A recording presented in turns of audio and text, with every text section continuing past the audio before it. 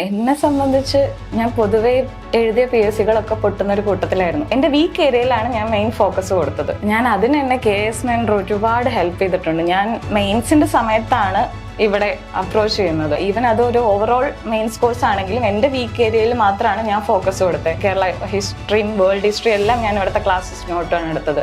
ഇവിടെ മെൻറ്ററായിട്ട് ഏകദേശം ഒരു കൊല്ലത്തിലേറെയായി ഞാൻ വർക്ക് ചെയ്യുന്നു. സോ ഞാൻ ബ്രേക്ക് എടുത്ത കാലഘട്ടമായിരുന്നു അത്. ആ കാലഘട്ടത്തിൽ എന്നെ ഈ ഫീൽഡിൽ നിന്നും എങ്ങോട്ടും പോവാതെ ഡിസ്ട്രാക്ട് ചെയ്യാതെ ഇവിടെ സ്റ്റിക്ക് ഓൺ ചെയ്യാൻ ഹെൽപ്പ് ചെയ്തത് ഈ മെൻറ്റർഷിപ്പാണ്. പ്രിലിംസ് കയറി കഴിഞ്ഞ് മെയിൻസ് പഠിക്കാൻ ഒബ്വിയസ്ലി PSC എന്ന് പറയുന്ന പ്രിലിംസ് 2021 2022 മെയിൻസ്.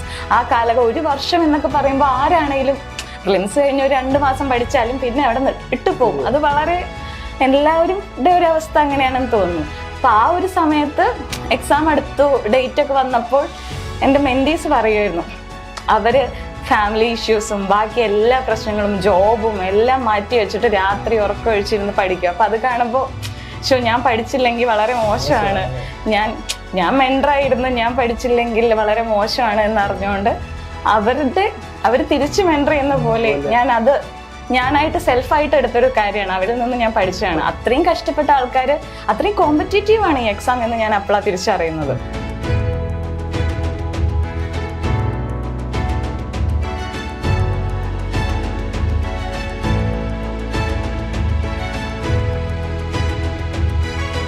KS മെൻറ്റർ ഉള്ളപ്പോൾ സർക്കാർ ജോലിക്കായി ഇനി കാലങ്ങൾ കാത്തിരിക്കേണ്ട.